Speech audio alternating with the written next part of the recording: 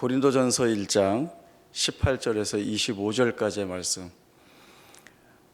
말씀 보면 무슨 말인지 아실 겁니다. 고린도전서 1장 18절에서 25절까지의 말씀 제가 봉독하겠습니다. 십자가의 도가 멸망하는 자들에게는 미련한 것이요 구원을 받는 우리에게는 하나님의 능력이라. 기록된 바 내가 지혜 있는 자들의 지혜를 멸하고 총명한 자들의 총명을 폐하리라 하였으니 지혜 있는 자가 어디 있느냐, 선비가 어디 있느냐, 이 세대의 변론가가 어디 있느냐. 하나님께서 이 세상의 지혜를 미련하게 하신 것이 아니냐. 하나님의 지혜에 있어서는 이 세상이 자기 지혜로 하나님을 알지 못하므로 하나님께서 전도에 미련한 것으로 믿는 자들을 구원하시기를 기뻐하셨도다.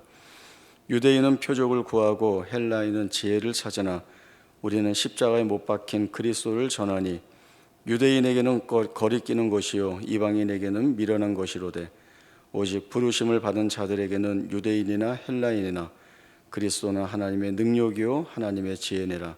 하나님의 어리석음이 사람보다 지혜롭고 하나님의 약하심이 사람보다 강하니라. 아멘. 아담의 범죄 이후로 인류는 죄로 인하여 사망 가운데 처하게 되었습니다. 이 사망 속에서 구원을 얻는 방법은 예수 그리스도를 통한 십자가 외에는 아무것도 없습니다. 사도행전 4장에 보면 베드로와 요한이 공회에 서서 예수 그리스도를 증거하면서 다른 이로서는 구원을 받을 수 없나니 천하 사람 중에 구원을 받을 만한 다른 이름을 우리에게 주신 일이 없다, 이렇게 이야기를 합니다. 그리고 예수님 스스로도 나는 길이요 진리요 생명이니 나로 말미암지 않고는 아버지께로 올 자가 없다, 이렇게 말씀을 하십니다. 하나님은 죄의 삭은 사망이라고 하셨습니다. 죄 없다 하려면 그 죄에 대한 대속이 있어야 합니다. 이 대속을 통하여 속죄가 이루어지는 것이죠. 그러나 사람 중에는 그 누구도 죄가 없는 사람이 없기 때문에 사실은 대속을 통한 속죄가 이루어질 수는 전혀 없게 된 것입니다. 하나님이 이 일을 이루시려고 하나님께서 친히 사람의 몸을 입으시고 이 땅에 오셔서 죄 없는 참 사람으로서 십자가에서 그 죄의 값을 대속하심으로 인하여 속죄가 이루어지게 된 것입니다. 갈라디아서 1장 4절에 보면 바울은 그리스도께서 하나님 곧 우리 아버지의 뜻을 따라 이 악한 세대에서 우리를 건지시려고 우리 죄를 대속하기 위하여 자기 몸을 주셨다, 이렇게 고백을 하고 있습니다. 예수를 믿어 구원을 얻은 자들은 예수가 우리의 죄를 십자가에서 다 대속하여 주심으로 인하여서 우리가 구원을 얻었다라고 하는 사실을 잘 알고 있습니다. 이 사실을 알고 있기 때문에 우리 예수 믿는 자들에게는 십자가라고 하는 것은 구원의 능력이고 구원의 은혜라는 고백을 안 할 수 없습니다. 그러나 자기가 죄인인 것도 깨닫지 못하고 또 죄인인 자기 자신에게 구원이 필요하다는 사실조차 모르는 사람들에게는 이 십자가가 아무것도 이루지 못하는, 또 아무 의미도 없는 것 밖으로는 보이지 않는다는 것이죠. 그래서 그 십자가가 무슨 능력이 있기에 왜 아무것도 아닌 것에 그렇게 매달리는가라고 하는 조롱을 던지는 모습 밖에는 나올 수가 없습니다. 그러나 정말 미련한 자들이 누구인가라고 하면 하나님으로서 실제 이 땅에 오셔서 구원의 능력을 드러내신 이 예수를 모르는 것이, 그리고 부인하는 것이 정말 미련하고 어리석은 사람들이라고 말할 수 있습니다. 하나님께서는 이런 방법, 이런 방식으로 일을 하십니다. 세상에서는 어떤 일을 이루어내기 위해서는 누구보다도 실력이 더 있어야 하고, 누구보다도 더 능력이 있어야 하고, 또 더 좋은 수단이 있어야 더 나은 결과를 얻을 수 있다라고 생각합니다. 이것이 일반적인 것이고, 또 보편적인 것이고 상식적인 것이라고 생각을 합니다. 그러나 하나님께서 일하시는 방법은 그리고 방식은 전혀 다릅니다. 하나님은 하나님의 일을 세상의 것으로 하시지 않습니다. 하나님은 아주 철저하게 하나님의 일을 하나님의 것으로 이루어내시는 것이 하나님이 하시는 일의 여러 모습들입니다. 지난 설교에서 우리 노회에서 여러 교육들을 많이 한다 이렇게 이야기를 드렸었는데 그 중에 부목사 세미나를 얼마 전에 했었습니다. 우리 노회 내에 많은 교회가 있고 또 그 많은 교회 내에 많은 부목사님들이 계시는데 그날 부목사님들이 참석을 많이 못했습니다.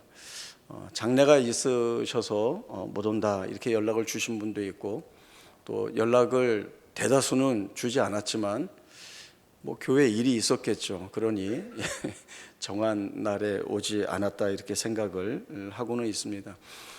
제가 이 부목사 세미나를 이렇게 준비위원으로 또 준비하고 또 이렇게 실행하는 책임을 맡았었는데 정작 당일에 많은 분들이 오시지 않으니까 사실 약간 당황하기는 했습니다. 우리 교회 부목사님들 다 같이 가셨고요. 또 그 장소를 제공하는 교회 부목사님들이 다 나오셨고요. 그리고 거기에 한두 분이 더 오신 인원이 다였습니다. 세미나 시작하기 전에 이런 생각을 하고 그리고 또 기도도 함께 이렇게 했습니다. 사람이 많이 왔든 적게 왔든 그거 상관없이 오늘 이 자리에 오신 모든 분들이 가장 유익하고 복된 내용들을 하나라도 그 마음에 붙들고 돌아가는 일이 있기를 또 자신의 앞으로의 목회와 여러 일들을 놓고 진지한 고민을 할 수 있는 일들이 있기를 간절히 바라고 또 그렇게 기도했습니다. 실제로 적은 인원이 참여하긴 했지만 그러나 그 어느 때보다도 저는 많은 은혜가 있었다는 생각을 가지고 있습니다. 그날 목회 현장과 개척이라고 하는 주제로 개척하신 지 이제 2년 된 목사님이 강의를 해 주셨습니다. 본인의 개척 준비하시는 일들이나 또 목회 현장에서 이제 경험하고 느낀 일들 또 개척을 준비하는 목사님들이 어떻게 준비해야 되는가라고 하는 내용들을 강의해 주셨는데 참 큰 은혜가 되었습니다. 그런데 그때 간증해 주시는 말씀이 있었는데 그 전에 여러분에게 한번 물어보겠습니다. 개척교회라고 하면 여러분에게는 어떤 생각이 제일 먼저 떠오르십니까? 이제 막 시작하는 교회니까 초대교회처럼 하나님께서 강력하게 큰 권능을 부어주셔서 크게 부흥하는 역사가 일어난다거나 또는 이러한 성령의 역사들이 기적 같은 일들을 많이 일으켜서 많은 사람들이 놀라고 또 교회에 오면 좋겠다라고 하는 그런 일들이 먼저 떠오르시나요?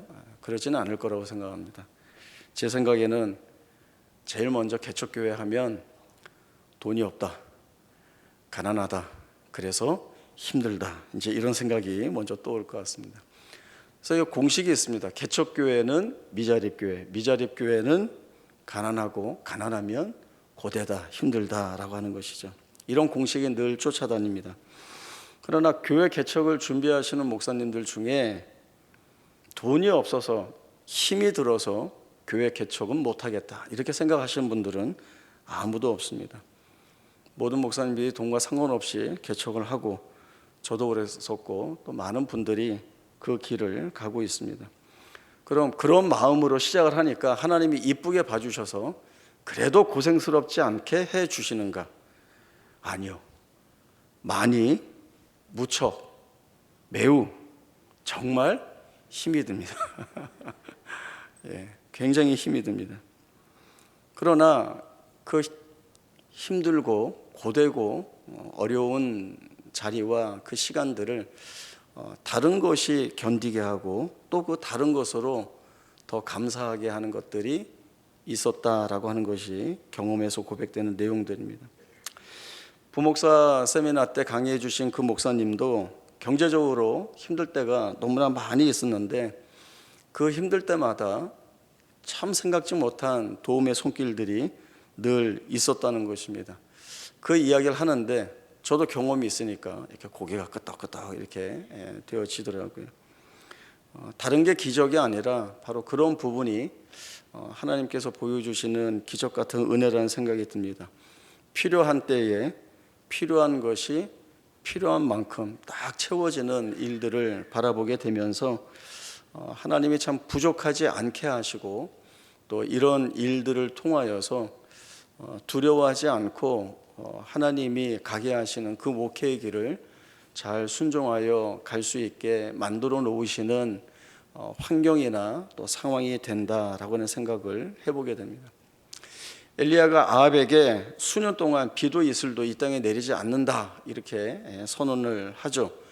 그리고 하나님은 엘리야에게 그릿 시냇가로 가라고 명령을 내리십니다. 그때까지는 아직 시냇물이 마르지 않았기 때문에 여기에서 마실 물은 그릿 시냇가에서 얻으면 되지만 이제 다른 음식들이 필요한 거죠. 그런데 그 음식들을 엘리야가 직접 구하지 않고 하나님께서 그 먹을 양식에 대한 말씀을 선지자에게 주십니다. 내가 까마귀들에게 명령하여 거기서 너를 먹이게 하리라.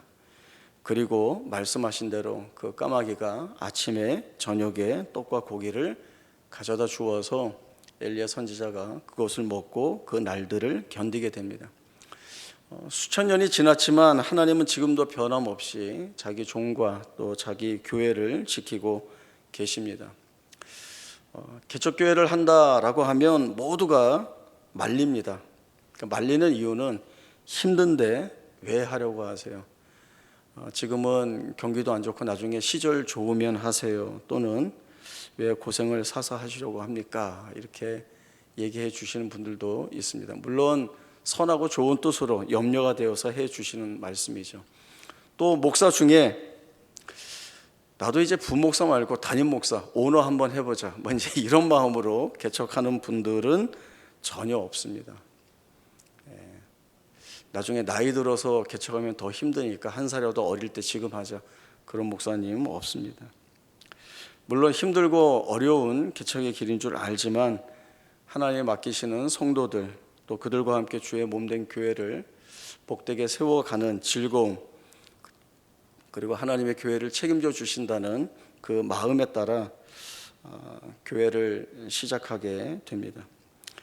하나님은 참 많은 손들 또 많은 조건들을 통하여 부족하지 않게 모자라지 않게 채워주십니다. 그런 경험들이 두려워하지 않고 주께서 맡겨주신 일들을 잘 감당해 갈 수 있는 큰 힘이 되고 있고, 그리고 그 누구 하나 의지할 수 없는 그 자리에서 오로지 하나님만 바라보고 나갈 수 있다라고 하는 자신감을 갖게 합니다. 이러한 모든 것들로 인하여 견디게 되고, 그리고 이 모든 것들로 인하여 하나님께 감사할 수 있게 됩니다.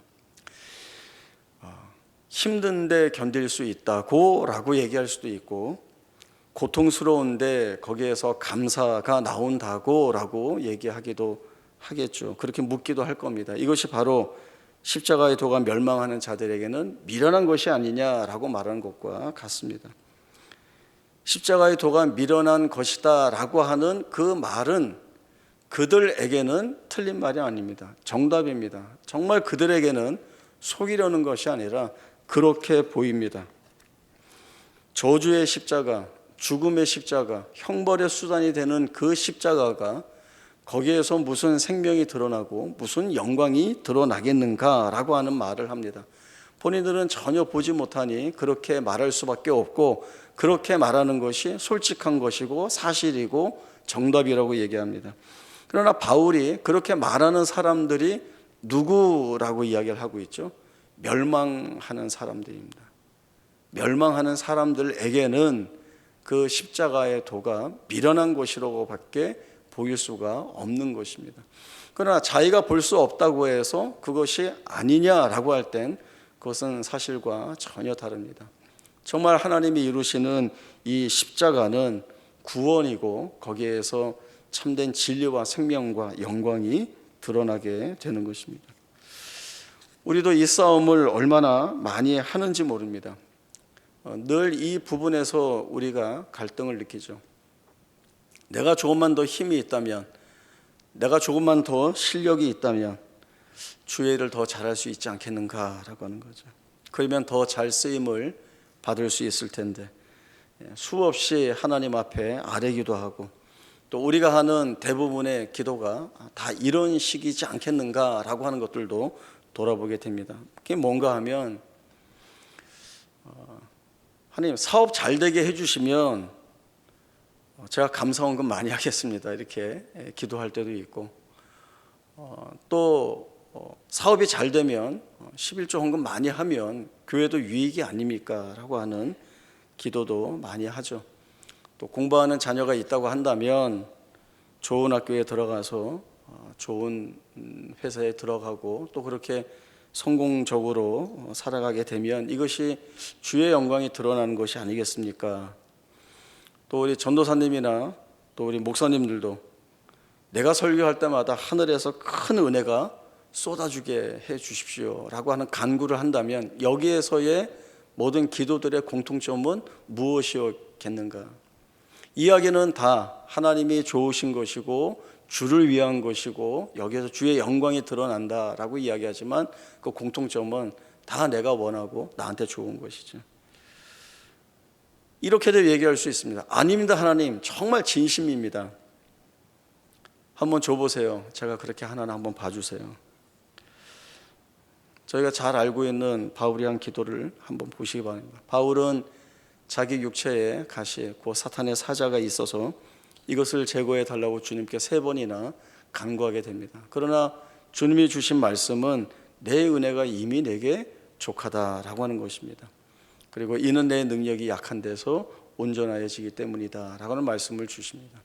이 말씀을 듣고 바울은 내가 약해야 하나님께서 더 큰 능력으로 일하시는구나, 내가 약해야 그리스도의 능력이 내게 머무는구나 라고 하는 사실을 알고는 기뻐했습니다.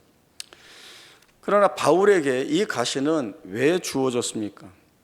우리는 이 내용 전체 본문에서 내가 약한 그때의 강함이라 라고 하는 이 부분에 이게 너무나 큰 은혜가 되니까 여기에 다 마음을 빼앗겨서 여기만 보게 되는데 제일 처음 주어지는 말씀이 무엇인가 하면 바울에게 가시는 여러 계시를 받는 것이 지극히 크므로 너무 자만하지 않게 하시려고 내 육체의 가시 곧 사탄의 사자를 주셨다라고 하는 겁니다.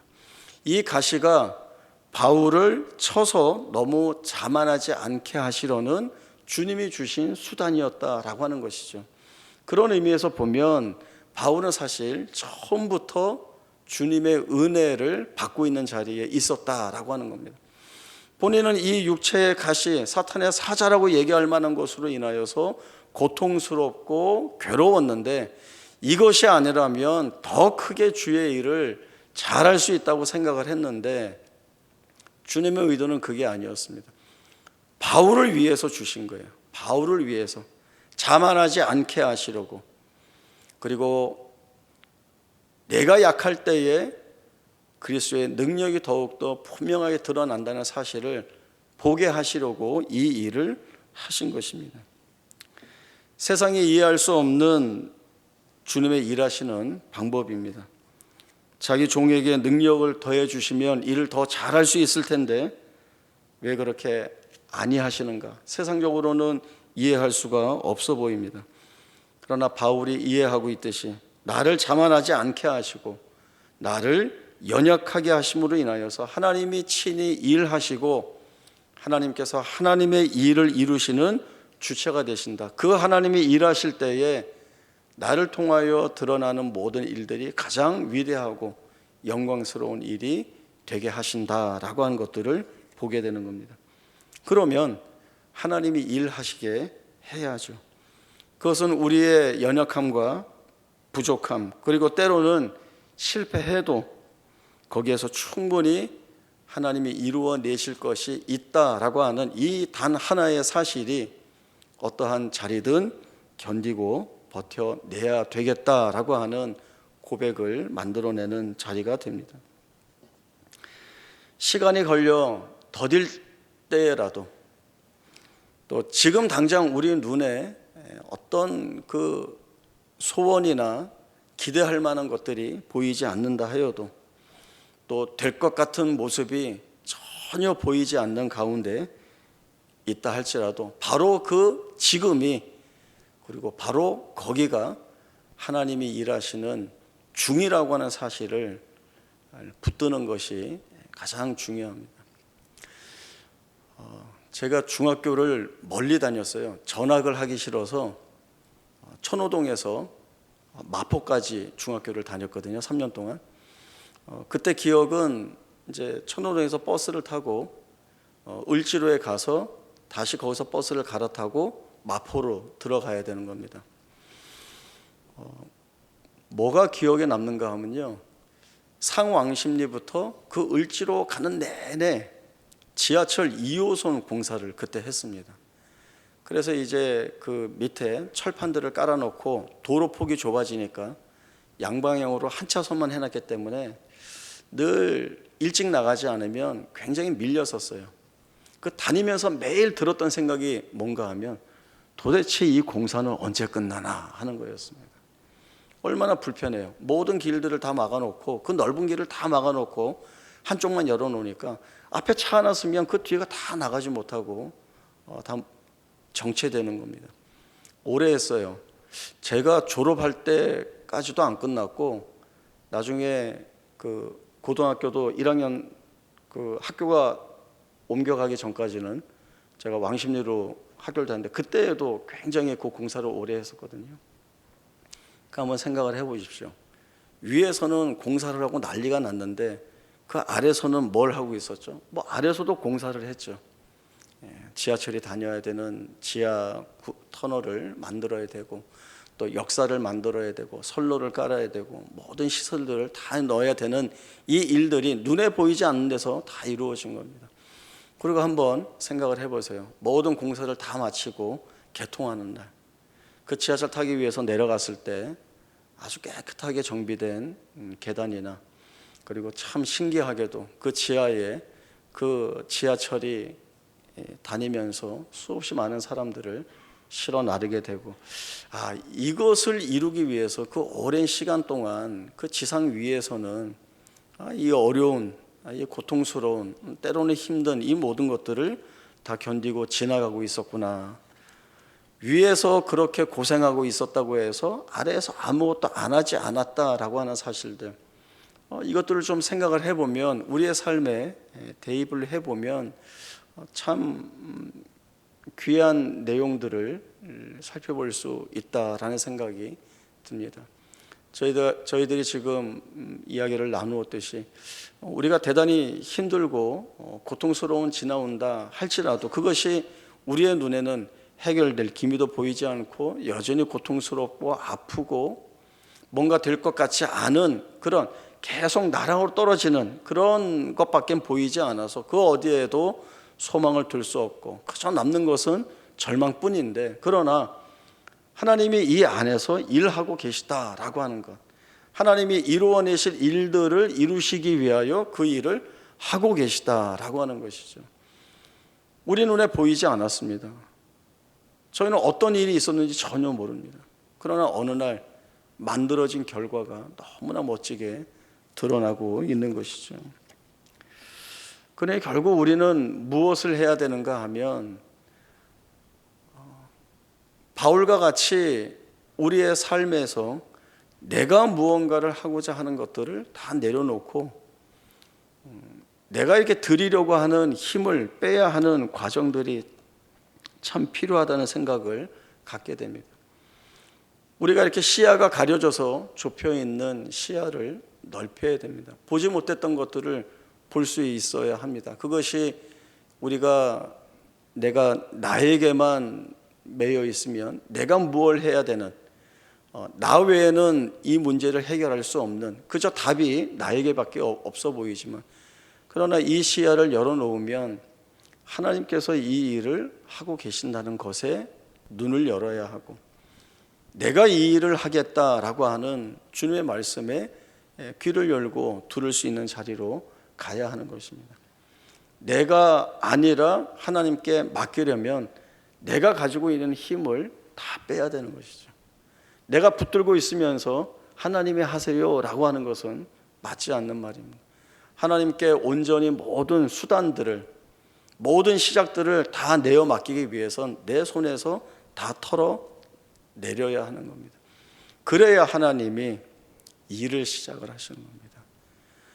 하나님은 철저하게 우리의 모든 것들이 다 끊겨야 일을 하십니다. 왜냐하면 하나라도 붙들고 있는 것이 있어서 그 일이 된다면 우리는 즉각적으로 하나님이 하신 일이 아니라 내가 이룬 일이라고 하기 때문에 그렇습니다. 하나님은 모든 것들 다 끊어놓고 그리고 그 항복의 고백을 받아 내신 후에야 하나님이 일하시고 그 이루어내신 결과들을 우리 앞에 드러내 보여주시면서 내가 했다라고 하는 사실들을 보여주시는 것입니다. 바울은 고린도 교회 성도들과 많이 부딪히고 있습니다. 바울은 진리인 복음을 가지고 그들에게 다가가는데 이들은 거짓 교사들에 의해서 이제는 복음을 인정하지 않고 바울마저도 밀어내는 자리에 있습니다. 그리고 바뀐 것이 있다면 이제는 예수를 붙드는 것이 아니라 자기들이 자랑할 수 있는 세상의 철학과 지혜를 붙든다라고 하는 것이죠. 그리로 가면 망할 수밖에 없기 때문에 바울은 눈물을 흘리면서 그들에게 참 복음이신 예수를 붙잡는 것 외에는 답이 없다라고 하는 사실들을 전하고 가르치고 있습니다. 오늘 우리에게 참 답이신 주님, 또 우리에게 참 힘이 되시는 주님께서 우리의 삶을 찾아오셔서 내가 너희와 함께 묶여 있고 내가 너희를 통하여 내 일을 이루시겠다라고 하는 말씀을 주시고 계십니다. 이 말씀은 처음부터 우리에게 주시는 말씀이고 이 말씀을 통하여서 우리는 하나님이 어떤 일을 이루어내시는지를 볼 것입니다. 그러면 내려놔야 됩니다. 내가 힘이 될 수 있다는 모든 것들을 다 내려놓고 하나님이 얼마나 놀랍게 때로는 신비하게 일하시는가를 바라보고 하나님이 이루어내신 일들을 통하여서 감탄하고 그리고 그러한 경험들이 또 다른 내 삶의 어떤 한 상황, 한 일에서 동일한 고백을 할 수 있는 그러한 믿음의 힘들을 우리가 길러가야 하는 것입니다. 이미 우리에게 주어진 은혜가 너무나 큽니다. 그 은혜의 조각들을 하나하나 맞추어 보면서 내게 주어진 이 은혜가 얼마나 감사한가, 얼마나 큰가 돌아보고 또 우리가 살아가면서 겪게 되는 어떤 힘든, 어떤 고통스러운, 어떤 아픈 일들 앞에서 하나님께 온전히 맡기고 그 하나님이 이루어내시는 일들을 다시 한번 보겠다라고 하는 귀한 믿음의 고백을 가지고 승리의 자리로 걸어 나아갈 수 있는 우리 모두가 되어야 할 것입니다. 그 귀한 은혜가 있기를 바랍니다. 기도하겠습니다.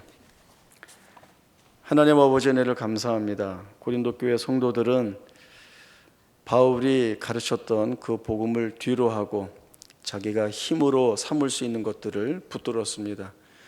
그것들이 자신의 생애를 그리고 자신의 삶을 책임져 줄 수 있는 것이라 생각했습니다. 그리고 그들은 십자가의 도가 미련한 것이라 조롱하였습니다.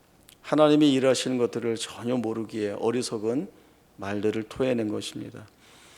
하나님, 오늘도 우리는 하나님께서 놀랍게 일하시는 그 삶의 현장에 세움받고 있습니다.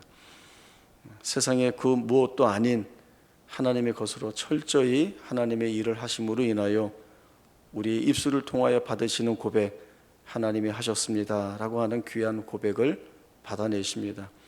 하나님이 하신 그 모든 일들을 바라보며 우리의 심령에 각인시키고 우리의 살아가는 날들 속에서 새롭게 맞이하게 되는 여러 정황과 상황 속에서 하나님이 일하셨던 날들을 기억해내어 다시금 믿음의 고백을 가지고 하나님의 역사 앞에서는 우리 모두가 되게 하여 주옵소서.